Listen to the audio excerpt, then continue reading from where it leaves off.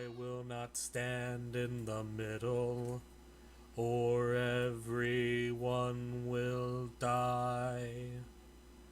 I will not stand in the middle, or everyone will die. I will not stand in the middle, or everyone will die.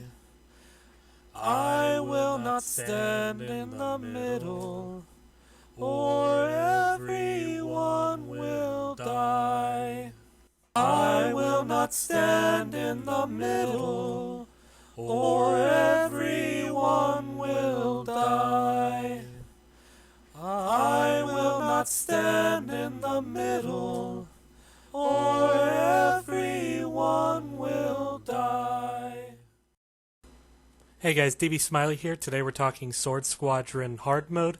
These are the timings in the fight that we use in this kill video, and we really like these timings. We're no longer looking at 30-second swaps or 60-second swaps like in story mode. Here, we like to drop a bomb at 30 seconds, minute 30, 3 minutes 30, and 5 minutes 30. We skip bombs at 2:30 and 4:30 in order to DPS Unit 2. Enrage timer is 6 minutes, so you really want to have your strategy planned out ahead of time. The big difference between hard mode and story mode is Gravity Mine. Gravity Mine comes out roughly every 40 seconds and sucks everyone to the middle where they then need to spread out. This is why you cannot stand in the middle in this fight, because if you stand in the middle and drop a red circle at the Gravity Mine point, when everyone gets sucked in, everyone will die. So I will not stand in the middle or everyone will die. After Gravity Mine goes out, everyone needs to spread out. They will have an expanding circle on them. The circle eventually blows up and does a very significant amount of damage. If two people are overlapping, those two people will double the damage they take.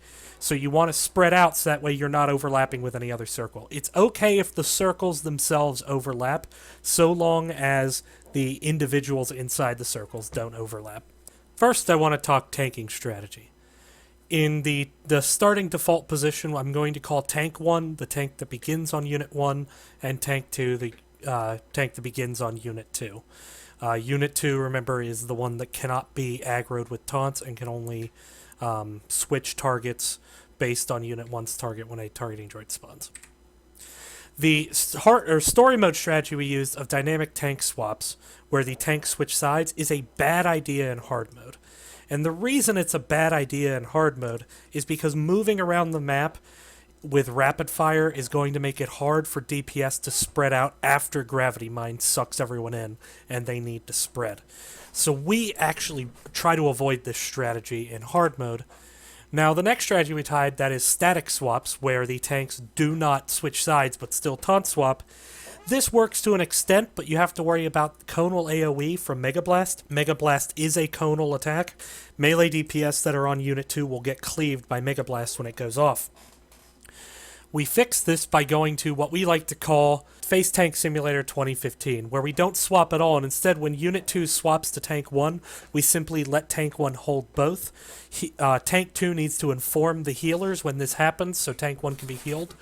In this phase, it sounds like a bad idea because you have to spike heal Tank 1, but actually, you won't have to spike heal Tank 2 since Tank 2 won't take any damage. Additionally, if Tank 1 runs a defensive, it's a defensive that mitigates damage from both walkers. We like this strategy a lot. Tank 2 can additionally, if Tank 2 is a power tech, dropping Oil Slick when Unit 2 swaps to Tank 1 acts as a defensive for Tank 1. So this has a lot of benefits to it. Yep. So now we're ready to look at the actual fight. This is from the perspective of Sork Healer. I really like Sork Healers in this fight. The Sork Berry, or the Sork Puddle, is a great thing to put down in Gravity Mine when it spawns. That way when everyone gets sucked in, everyone gets healed.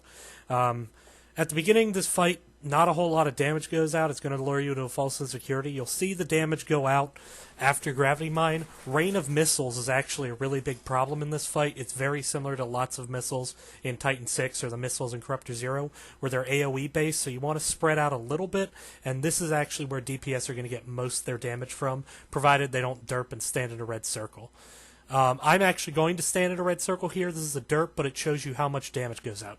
Look at that. I took almost 80% of my health gone. So you really can't stand in any red circles in hard mode. It's kind of a miracle we survived. I like to use my Sork overload there just to top people off. And then notice we spread out. The circles are overlapping, but the people are not. At this point, both tanks, or both both the units are on tank 1. Now, Unit 2 swaps back to Tank 2 just there. But notice the damage really wasn't that bad, and that's because we're having Tank 1 running defensives there and helping out. We're actually using Assassin on Tank 2, Jug on Tank 1. It seems to be working, but again, I would prefer a Power Tech on Tank 2 if I had a choice. The healing's not bad, provided DPS do their job. So DPS need to find AoE heals. They have to assume that the only heals they're going to get are AoE heals. So a Sork Puddle, DPS need to make sure to find it and get that hot. Most of the primary target healing is going to go to tanks. However, also the bomb runner may sometimes have to run through a brief AoE. That means you're going to need to keep your bomb runner up. It's actually worse to lose a bomb runner with the bomb than it is to lose a tank because of the timing in this fight. Now in this fight, as I talked about before, we drop a bomb initially at 30 seconds and a minute 30 seconds. Then it's 3 minutes 30 seconds and 5 minutes 30 seconds. We skip 2:30 and 4:30 because those are the points with really high damage output, because a rain of missiles syncs up perfectly with gravity mine and it causes a lot of trouble. As you can see there's the rain of missiles now. So we want to make sure to get people healed up during that. Now, DPS do not need to be healed top full at all times. What they need is to be healed up before the next gravity mine. The timers I'm using here are part of Star Parse. They're automatically programmed in. I highly suggest that every guild runs Star Parse for this fight. Even if you don't use it for parsing, just open it up and let the timers help you out. They're just absolutely invaluable. Thank me later. From here, it's mostly rinse, wash, repeat. We just have to keep making sure to avoid damage. Anyone taking extra damage, like here we have some doubled up people, can result in catastrophic problems. Now, the only reason someone didn't die there was the person who took 2 hits. Both of them were mercs. And mercs have an inherent ability, or a spec ability, to reduce AoE damage by 30%. Any ability you have to reduce AoE damage should be turned on in this fight. There's way too much damage going out to be worried solely about DPS. DPS, though, needs to be on their game. As you can see right now, we're running most our DPS, actually all our DPS at this moment are above 3k. You need to be pulling numbers like that in order to clear this fight. We actually hit the enrage timer in this clear, so if you can pull better numbers, pull them. Notice the healing numbers are very high. We're looking at 8k just from the healers. That's not counting the Marauder using his bleed effects to heal people. You can see there people get low. That's going to happen at some point in the fight. Your healers gotta pull weight and keep people topped off. Static barrier is invaluable in that fight just for that purpose. You can see I took another red circle there because I derped. But we seem to be handling the fight now. Obviously, if I'm making a guide out of this video, we get the kills, so you're not going to expect to see any wipe mechanics. But go back to the beginning of this guide to see what it looks like when someone drops a red circle in the middle. Note that that person wasn't standing in the middle, but they were running through the middle right before gravity mine and dropped a red circle. So that's what you got to avoid. Other than that, just keep finding the AoE heals. Healers need to keep the tanks topped off as much as possible. Be ready for those spike heals on the Unit 1 tank whenever he gets both targets. Tanks want to plan their defensives out. Additionally, DPS should not be afraid to use defensives, especially at the 2:30 and 4:30 mark, where gravity missile syncs up with rain of missiles. Now, what we do here is we try to get both the targets down. If you watch our video from another perspective, and I have a link to a melee DPS perspective in the bottom, you'll notice that the walkers are not at the same HP level. We actually get Unit 1 well ahead of Unit 2. The reason for this is you can always catch Unit 2 up. You don't need bombs. You have to bomb Unit 1, though, in order to attack it. So we keep Unit 1 DPS ahead of Unit 2. The goal is to get Unit 1 from the 3:30 bomb, so by 4 minutes 30, down to the low teens percentage.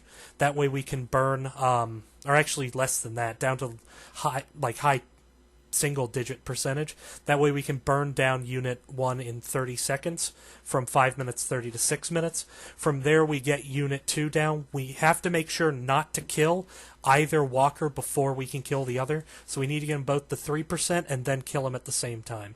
Here you can see we're about 10 seconds away from the enrage timer. This is the part of the fight where everyone needs to buckle down and not get cocky, because you do need to be coordinated here. And you'll notice our kill on Unit 1 comes a little bit before Unit 2, and that killed Punk and Drublick, but that's alright because we got the kill. Best of luck, go kick some ass, and stick with it, you'll get it down.